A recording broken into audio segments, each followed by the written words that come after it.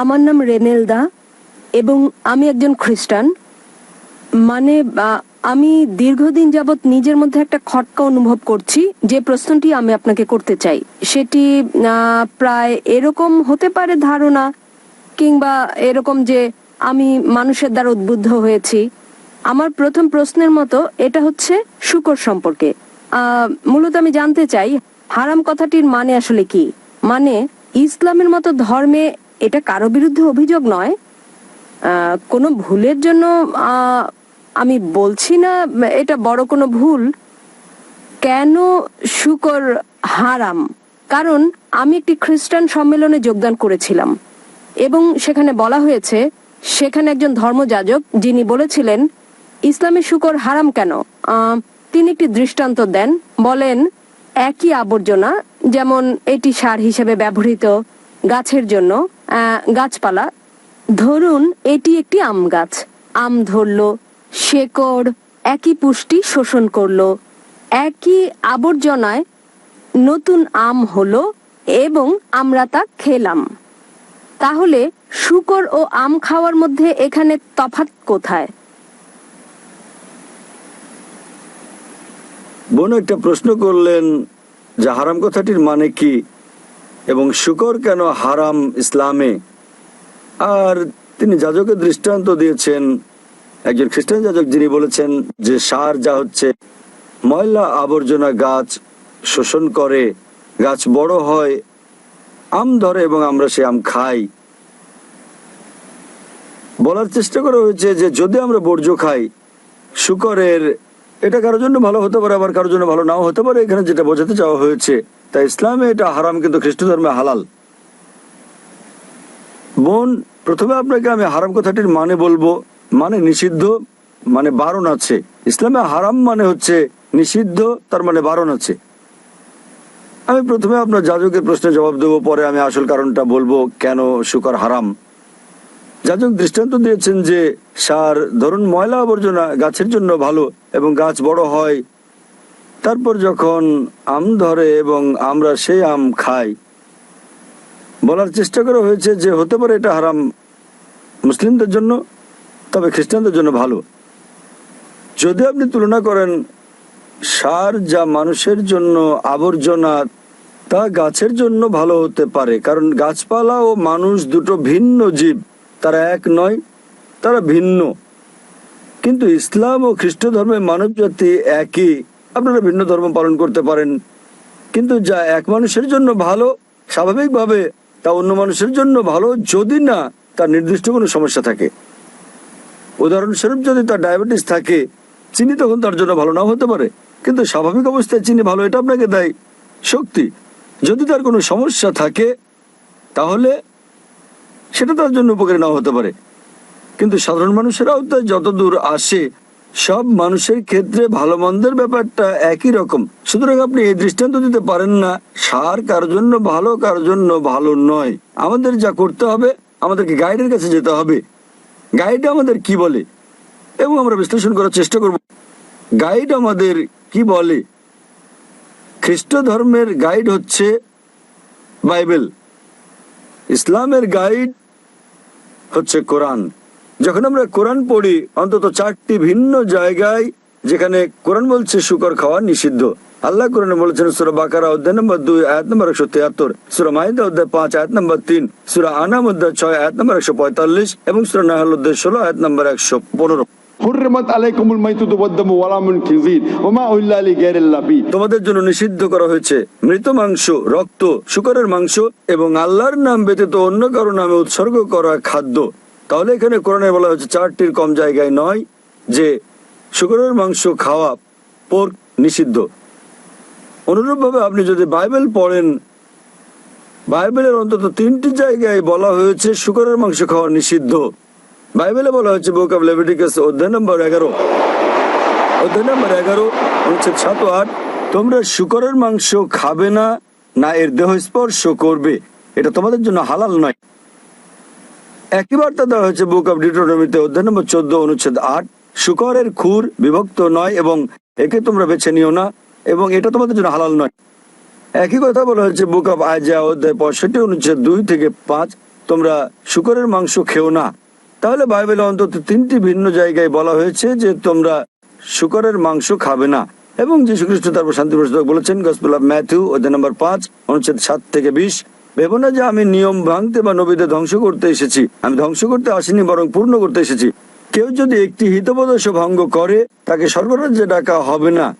তার মানে যদি আপনি ওল্ড টেস্টামেন্টের একটি নিয়ম বিন্দু পরিমাণও ভঙ্গ করেন, আপনি জান্নাতে প্রবেশ করবেন না।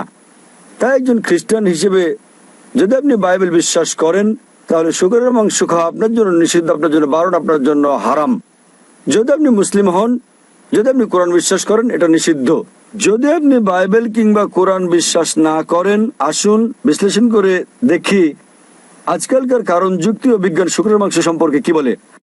আজকালকার বিজ্ঞান আমাদেরকে বলছে যে আপনি শূকরের মাংস খেলে সম্ভাবনা আছে যে অন্তত আপনার 70টি রোগ হতে পারে। আপনার গুণাকৃমি হতে পারে, আপনার কেঁচোকৃমি হতে পারে, যেটা সবচেয়ে বিপজ্জনক অন্যান্য সব রোগের মধ্যে সেটা হচ্ছে ফিতাকৃমি। একে বলে টিনিয়া সোলিয়াম এবং এটি থাকে পরিপাকতন্ত্রে, আর এটি খুবই লম্বা।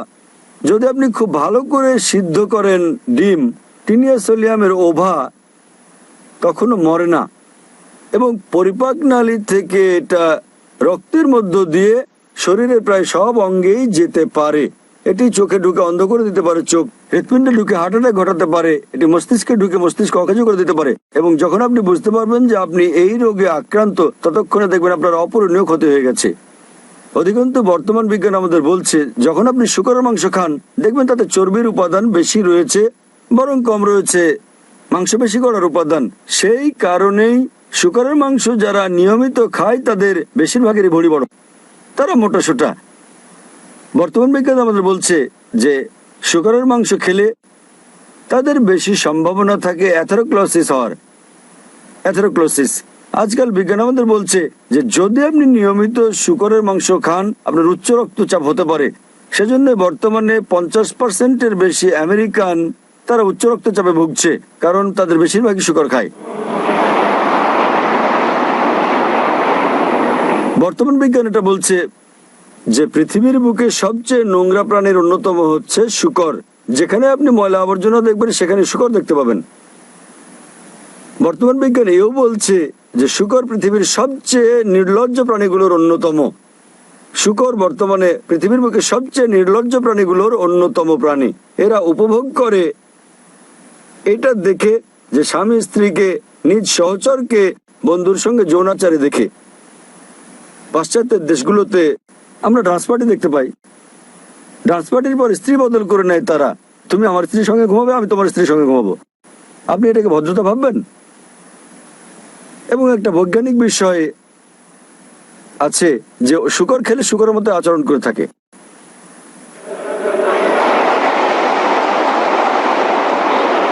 আশা করি উত্তরটা পেয়েছেন বোন। হ্যাঁ, ভেরি গুড। আমার পরের প্রশ্ন হচ্ছে প্রসাদ ও চরণামৃত সম্পর্কে, যা মন্দিরে দেয়া হয়। আমি জানতে চাই এটা কতটা ভিন্ন। যখন মুসলিমরা হজে যায়, তারা খেজুর ও জমজমের পানি নিয়ে আসে, তাহলে মুসলিমদের কেন প্রসাদ বা চরণামৃত গ্রহণ বন্ধ করতে হবে? তফাৎ কোথায়? একটা ভালো প্রশ্ন করেছেন। তিনি বললেন যখন হিন্দুরা মন্দিরে যায় তাদের প্রসাদ দেওয়া হয়, যখন মুসলিমরা হজে যায়, হজ থেকে ফিরে মুসলিমরা খেজুর দেয়। তফাৎ কি? তফাৎটা হচ্ছে যে প্রসাদ খাদ্য যা দেবতাকে উৎসর্গ করা হয়।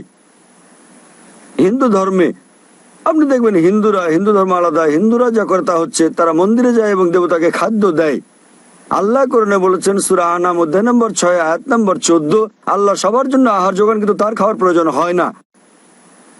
আমরা মানুষে কিভাবে ঈশ্বরকে খাদ্য দেই? এছাড়া কোরআনে অন্তত 4টি জায়গায় বলা হয়েছে যা আমি আগে উল্লেখ করেছি। সূরা বাকারা অধ্যায় 2 আয়াত 173, সূরা মাইদা অধ্যায় 5 আয়াত নম্বর 3, সূরা আনাম অধ্যায় 6 আয়াত 145 এবং সূরা নাহল অধ্যায় 16 আয়াত নম্বর 115। হুররিমাত আলাইকুমুল মাইতাতু ওয়াদ-দামু ওয়া লাহমুল খিনজির ওয়া মা উহিল্লা লিগাইরিল্লাহ বি। তোমাদের জন্য হারাম খাদ্য হচ্ছে মৃত মাংস, রক্ত, শূকরের মাংস এবং আল্লাহ ছাড়া অন্য কারো নামে উৎসর্গ করা খাদ্য।